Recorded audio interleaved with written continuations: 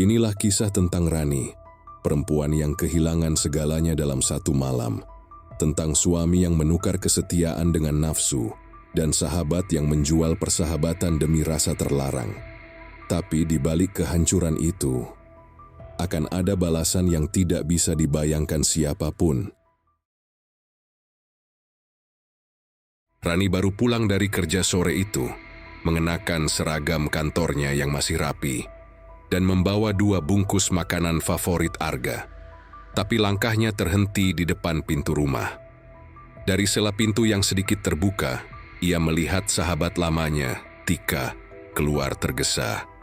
Wajah Tika panik, pipinya merah, rambutnya berantakan dan bajunya tampak sedikit kusut seolah baru saja melalui sesuatu yang tak seharusnya terjadi. Rani berdiri kaku, pandangannya kosong. Dari dalam rumah, suara langkah tergesa terdengar. Lalu muncullah Arga, suaminya, dengan kancing baju bagian atas belum terpasang sempurna dan napas yang belum teratur. Tatapan matanya menghindar, seolah takut menatap istrinya sendiri. Sementara itu, di antara aroma masakan yang belum tersaji, Rani mencium sesuatu yang menusuk. Wangi parfum wanita asing, manis dan tajam. "Tika," suara Rani bergetar. "Ngapain kamu di sini?" Tanyanya pelan namun syarat tekanan. Tika tersenyum kikuk, mencoba menutupi kegugupannya. "Aku cuma bantu Arga benerin lampu dapur, Ran," katanya cepat. Kalimat itu terdengar seperti kebohongan murahan, tapi Tika memaksakan senyum seolah-olah kata-kata itu bisa menghapus kecurigaan yang sudah telanjur terbakar di mata Rani. Rani melangkah masuk tanpa bicara. Tatapannya menyapu ruang tamu. Meja berantakan, 2 gelas kopi setengah habis, dan selimut kecil tergeletak di sofa. Semua tampak biasa, tapi baginya itu seperti saksi bisu dari pengkhianatan yang baru saja terjadi. Ia menyentuh sandaran sofa, menemukan helai rambut panjang berwarna coklat terang, jelas bukan miliknya. Jantungnya berdetak cepat, tangannya gemetar menahan emosi yang meluap. "Jadi ini caramu isi waktu pas aku kerja," ucap Rani lirih, matanya mulai basah. Arga menarik napas panjang, namun bukannya menyesal, suaranya malah terdengar dingin. "Aku cuma kesepian, Ran. Kamu sibuk terus, aku butuh perhatian. Salahku di mana?" Kata-kata itu menusuk lebih dalam dari pisau. Rani terpaku. Tak percaya pria yang dulu ia perjuangkan kini berbicara seolah dirinya korban keadaan. Arga menunduk tapi bukan karena malu. "Kamu gak pernah ada buat aku," lanjutnya datar. "Tika ngerti aku," dia dengerin. Kata-kata itu membuat dunia Rani seolah berhenti. Ia menatap Arga dengan mata merah, menahan air mata yang hampir pecah. Tika menunduk, berpura-pura bersalah, tapi sudut bibirnya menunjukkan senyum samar. Senyum kemenangan dari seorang sahabat yang menusuk dari belakang. Rani melangkah pelan, mendekat ke arah Tika. "Aku percaya sama kamu, Tik," ucapnya dengan suara parau. "Kamu yang dulu selalu bilang bakal jagain aku, bakal jaga rumah tangga ini dari hal-hal buruk. Tapi ternyata, kamu sendiri yang jadi bencana itu." Air matanya jatuh tanpa suara, tapi tatapannya begitu tajam hingga Tika tak sanggup menatap balik. Arga hanya berdiri di tengah, wajahnya datar tanpa rasa bersalah sedikit pun. "Keluar dari rumahku," teriak Rani tiba-tiba, suaranya pecah menggema di seluruh ruangan. Tika kaget menatap Arga yang justru tak melakukan apapun. "Arga, aku, keluar!" Rani menepis tangannya dengan keras. Pintu dibanting meninggalkan keheningan mencekam. Arga lalu membanting gelas di meja, serpihan kaca berhamburan. "Kamu histeris, Ran. Kamu bikin rumah ini neraka," teriaknya tanpa rasa bersalah sedikit pun. Rani terdiam, tubuhnya gemetar. Ia menatap suaminya yang kini tampak asing, penuh kebencian. "Neraka?" katanya pelan. "Kamu yang bakar rumah ini dengan dosamu sendiri, Arga." Ia berjalan menuju pintu, menatap sekali lagi rumah yang pernah jadi tempat paling hangat dalam hidupnya. "Mulai malam ini aku gak punya suami, cuma ada pengkhianat." Suaranya bergetar, lalu pintu tertutup keras di belakangnya. Malam itu Rani duduk di taman kota. Lampu-lampu redup menerangi wajahnya yang sembab. Ia menatap langit, mencoba memahami apa salahnya. "Tuhan, kenapa harus mereka?" bisiknya. Dalam genggaman tangannya, masih ada cincin pernikahan yang kini terasa berat, dingin, dan sia-sia. Angin malam berembus pelan, tapi hatinya tak lagi punya tempat untuk pulang. Pagi berikutnya, Rani menatap bayangannya di cermin. Wajahnya pucat, mata sembab, dan rambutnya acak-acakan. Ia memandangi cincin di jarinya, lambang cinta yang kini hanya terasa seperti rantai penderitaan. 10 tahun aku jadi istrimu, Arga.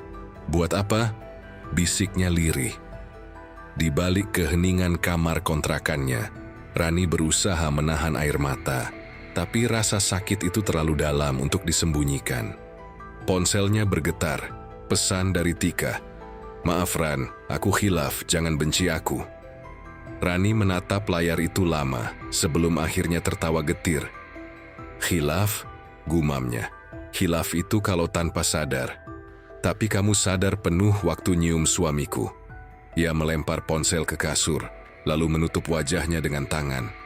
Semua kenangan masa lalu bersama sahabat itu berputar di kepalanya, kini berubah jadi racun.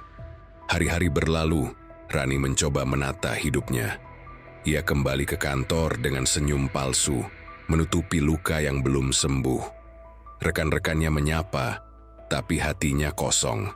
Di meja kerjanya, ia menatap foto lama bersama Arga dan Tika saat mereka masih tertawa tanpa curiga. Rani mengambil foto itu, merobeknya perlahan. Potongan wajah Arga dan Tika terpisah, dan ia biarkan terbang jatuh ke lantai. Namun luka itu belum berhenti di situ. Malam itu Arga menghubunginya. "Ran, kita bisa bicara?" Suaranya di telepon terdengar berat, memohon. Tapi bagi Rani, suaranya kini hanya bunyi asing. "Bicara apa lagi, Ga? Tentang kamu dan Tika," jawabnya dingin. "Aku nyesel," kata Arga. Rani tersenyum pahit, air matanya jatuh. "Penyesalanmu gak akan cuci dosa yang kamu buat." Arga datang ke kontrakannya esok harinya, membawa setangkai bunga mawar merah. "Aku mau perbaiki semuanya," katanya sambil menunduk. Tapi Rani hanya menatapnya lama. "Kamu pikir bunga bisa nutupin luka sebusuk itu?" Suaranya datar. Arga menunduk, tak sanggup menatap matanya. Di balik dinding tipis kontrakan, suara hujan turun deras, seolah ikut menangisi cinta yang sudah mati. Rani berjalan ke dapur, mengambil gelas dan menuangkan air. Tangannya gemetar. "Tika temanku, Arga. Aku percaya banget sama dia, tapi kamu malah tidur sama dia." Arga menutup wajahnya, menyesal. Tapi bagi Rani, penyesalan itu datang terlalu terlambat. "Kamu bukan cuma hancurin pernikahan, tapi juga hancurin aku," ucapnya pelan. Suaranya lemah, tapi tiap katanya menampar lebih keras dari amarah. Arga mencoba mendekat, tapi Rani mundur. "Jangan sentuh aku," katanya tegas. "Aku jijik." Tatapannya dingin, tapi dalam dadanya hati masih berantakan. "Aku cuma mau kamu dengar dulu penjelasanku," kata Arga. "Udah gak ada yang perlu dijelasin," jawab Rani cepat. Ia berbalik, berjalan ke kamar dan menutup pintu dengan suara keras. Di balik pintu, ia jatuh bersimpuh dan menangis sejadi-jadinya. Malam semakin larut. Rani duduk di lantai kamar, menatap kosong ke arah jendela. Di luar, hujan terus mengguyur bumi, tapi air matanya sudah kering. "Mungkin aku harus mulai belajar hidup tanpa dia," gumamnya. Ia membuka buku catatan lama, halaman berisi mimpi-mimpi kecil mereka. Punya rumah sendiri, punya anak, jalan-jalan ke Bali. Semua impian itu kini terasa seperti lelucon kejam. Tiba-tiba ponselnya berdering lagi, tapi kali ini bukan Arga. Nomor tak dikenal, tapi suara di seberang terdengar akrab. "Rani, ini aku, Tika. Aku hamil." Dunia seketika berhenti. Rani membeku, dadanya sesak. Apa kamu bilang?" Suaranya bergetar. "Aku hamil, Ran, anak Arga." Telepon terputus, ponsel jatuh dari tangan Rani, membentur lantai, tapi yang benar-benar pecah bukan ponselnya, melainkan hatinya. Rani berteriak histeris. Suaranya menggema di kamar kecil itu. Ia menendang meja, memecahkan kaca, lalu terjatuh di lantai. "Kenapa Tuhan? Kenapa aku harus lihat semuanya hancur begini?" Tangisnya pecah. Di luar, petir menyambar langit, mengguncang malam. Rani menatap darah kecil di tangannya akibat pecahan kaca, tapi rasa sakit fisik itu tak sebanding dengan luka di jiwanya. Sejak malam itu hidup Rani berubah jadi neraka berjalan. Ia berhenti kerja, menutup diri dari dunia luar. Setiap kali menutup mata, bayangan Arga dan Tika di ranjang hotel terus menghantui pikirannya. Suara tawa mereka, desah napas mereka, semua seperti diputar ulang tanpa henti di kepalanya. "Aku benci kalian," bisiknya, menatap foto sobek yang kini tergantung di cermin penuh debu. Hari demi hari, Rani makin tenggelam dalam kesunyian.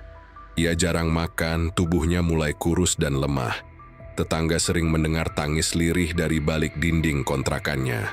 Suatu malam, ia menatap ponselnya lagi. Foto-foto lama bersama Tika muncul di galeri. Wajah sahabat yang dulu ia anggap saudara kini terasa seperti setan berwajah manusia. Ia menghapus semua foto itu sambil menangis terseduh. Arga mencoba datang lagi, kali ini membawa uang dan makanan. "Aku cuma mau bantu," katanya pelan. Tapi Rani menatapnya dengan tatapan kosong. "Bantu? Kamu pikir aku butuh uang dari orang yang hancurin hidupku?" Ia menepis tangan Arga, makanan itu jatuh ke lantai. "Ambil semua dan pergi. Aku nggak mau lihat muka kamu lagi," teriaknya. Arga diam, tapi matanya menyiratkan rasa bersalah yang dalam. Malamnya Rani menulis surat panjang di buku catatannya. Isinya bukan lagi tentang impian, tapi kemarahan dan pengkhianatan. "Kalian berdua udah ngambil semuanya dariku, bahkan harga diriku," tulisnya dengan tangan bergetar. Di samping buku itu, sebotol obat tidur terbuka. Ia menatapnya lama, tapi tak jadi menelan. "Belum sekarang," katanya lirih. "Aku mau mereka ngerasain dulu apa itu kehilangan." Beberapa minggu kemudian, Tika melahirkan lebih cepat dari perkiraan. Arga menemani di rumah sakit. Ketika bayi lahir, tangisnya memenuhi ruangan. Tapi saat Arga menatap wajah bayi itu, ia terdiam. Bayi itu berkulit lebih gelap, matanya tidak mirip dirinya. Dokter dan suster saling pandang, suasana mendadak canggung. "Anakmu kan?" tanya dokter. Arga hanya terdiam, keringat dingin menetes di pelipisnya. Kabar itu sampai ke telinga Rani lewat gosip tetangga rumah sakit. Katanya anaknya bukan anak Arga, bisik seorang perawat pada temannya. Rani mendengarnya saat diam-diam datang ke rumah sakit untuk memastikan. Ia berdiri di balik dinding, menatap dari jauh. Di dalam ruangan, Arga tampak murung di kursi, sementara Tika menangis memeluk bayi itu. Rani menutup mulutnya, menahan tawa getir. Karma datang cepat. Malam itu Rani menatap langit dari jendela kamarnya.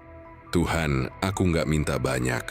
Aku cuma mau mereka tahu rasanya dihancurkan." Senyumnya dingin, matanya kosong. Ia tahu dendamnya belum selesai, tapi rasa puas sedikit muncul di hatinya. Dunia seolah berputar dengan keadilan aneh, meski tak menghapus luka, tapi cukup untuk membuatnya bertahan sedikit lebih lama. Beberapa hari kemudian, Arga datang lagi ke kontrakan Rani. Tapi kali ini bukan untuk memohon. Ia duduk di depan pintu dengan wajah penuh kelelahan. "Ran, aku tahu aku pantas dibenci. Tapi hidup tanpa kamu, kosong," katanya. Rani mendengar dari balik pintu, tapi tak menjawab. Ia hanya memejamkan mata dan untuk pertama kalinya, tak lagi menangis mendengar namanya disebut. Saat Arga pergi, Rani keluar menatap punggungnya yang menjauh. Di tangannya, ia memegang foto lama mereka bertiga. Ia, Arga, dan Tika. Foto itu perlahan terbakar di atas lilin kecil. "Kalian boleh ambil segalanya dariku," gumamnya. "Tapi kalian gak bisa ambil kekuatan aku buat bangkit lagi." Api itu padam, tapi di mata Rani kini ada cahaya baru. Bukan cinta, bukan benci, tapi tekad. Pagi berikutnya Rani membuka jendela lebar-lebar. Udara segar masuk ke kamar kecilnya. Ia tersenyum tipis, lalu menatap ke cermin.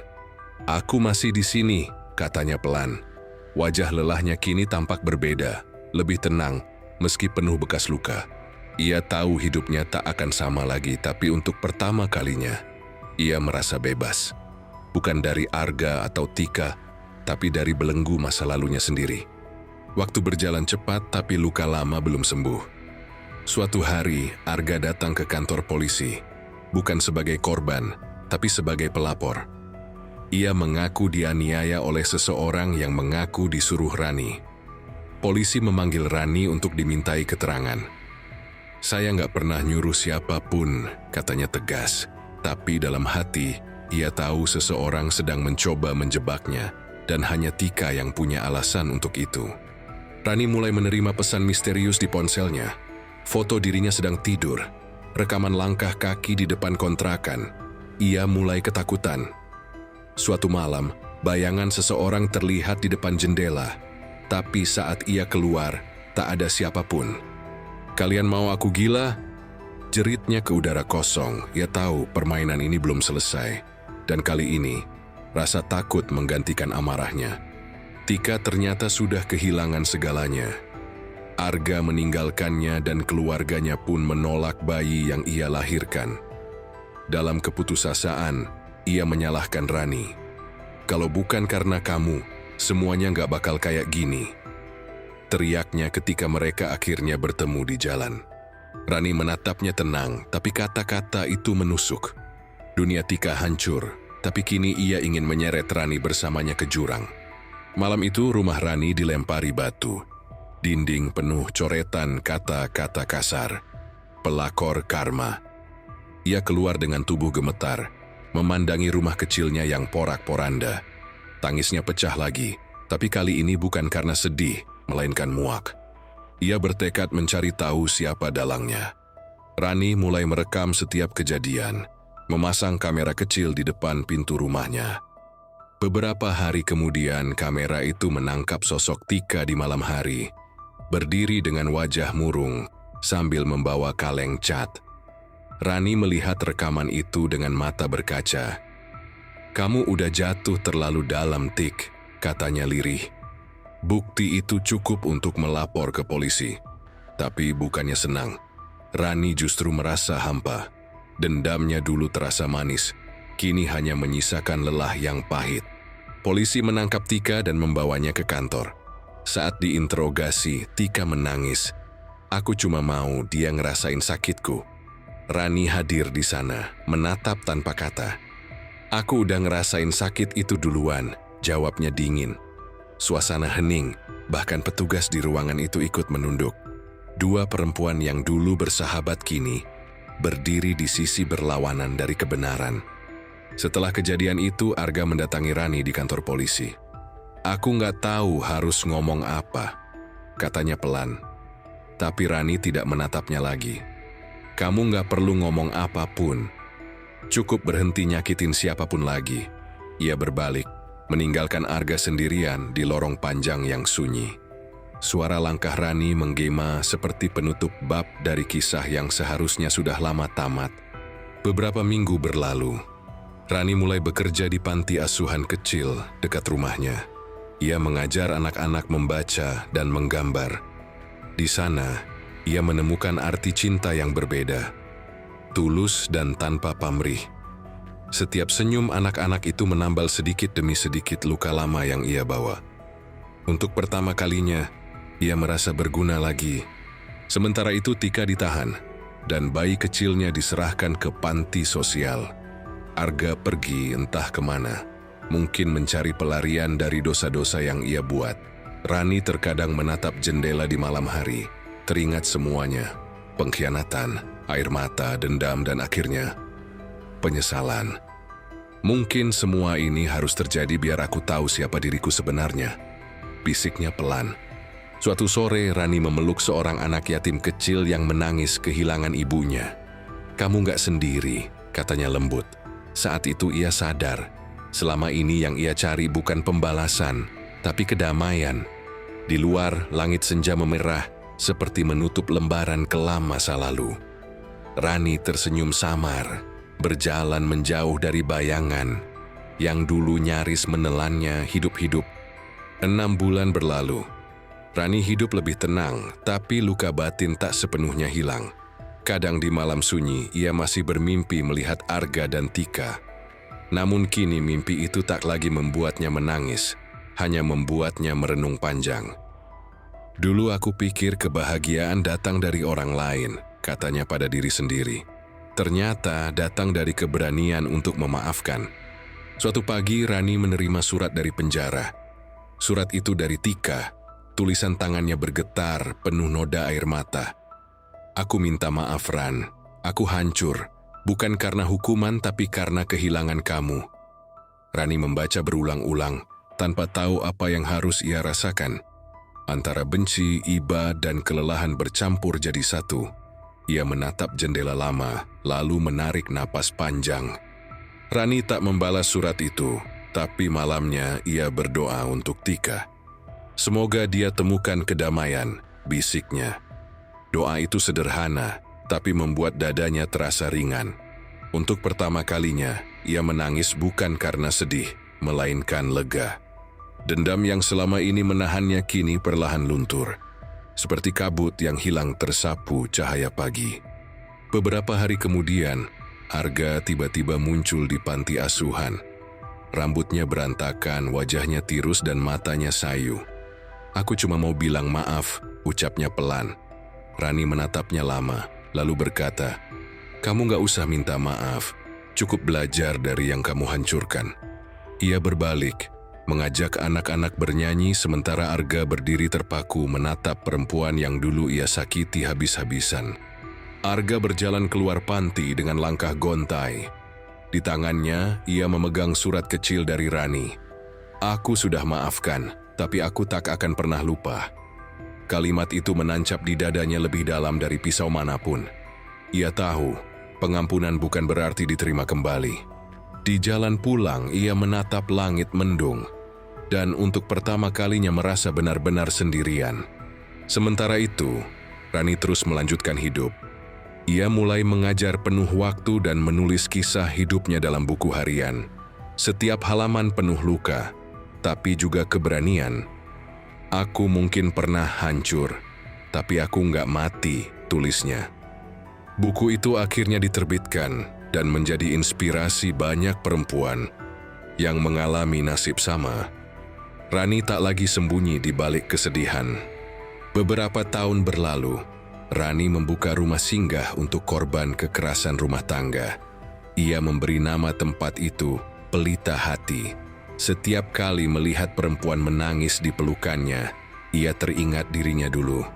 "Kamu gak salah karena mencintai, tapi kamu salah kalau terus bertahan dalam luka," ucapnya lembut. Kini, ia bukan lagi korban, tapi penyembuh bagi banyak jiwa yang patah. Suatu hari Tika bebas bersyarat. Ia datang diam-diam ke rumah singgah itu. Rani menatapnya dari jauh. Tak ada teriakan, tak ada amarah. Hanya dua perempuan yang sama-sama lelah menanggung dosa masa lalu. Tika menunduk, mengucap lirih, "Terima kasih." Rani mengangguk pelan. Dalam keheningan itu seolah Tuhan sendiri menjadi saksi bahwa dendam telah berubah jadi pengampunan. Rani duduk di teras saat senja tiba. Anak-anak berlarian di halaman, tertawa riang. Ia tersenyum, menatap matahari tenggelam dengan tenang. "Mungkin ini yang disebut bahagia," katanya. "Bukan rumah besar, bukan cinta sempurna, tapi hati yang akhirnya bisa berdamai." Ia menutup mata, membiarkan angin sore membelai wajahnya yang kini tampak lebih dewasa dan kuat. Malam menjelang. Di atas meja terdapat foto lama Rani, Arga, dan Tika. Kini dibingkai rapi, bukan untuk dikenang dengan benci, tapi untuk diingat sebagai pelajaran. "Semua orang bisa salah, tapi nggak semua orang bisa bangkit," gumam Rani. Kamera perlahan menjauh dari wajahnya, menutup cerita dengan pemandangan langit malam yang tenang. Akhir dari luka, awal dari kebebasan sejati.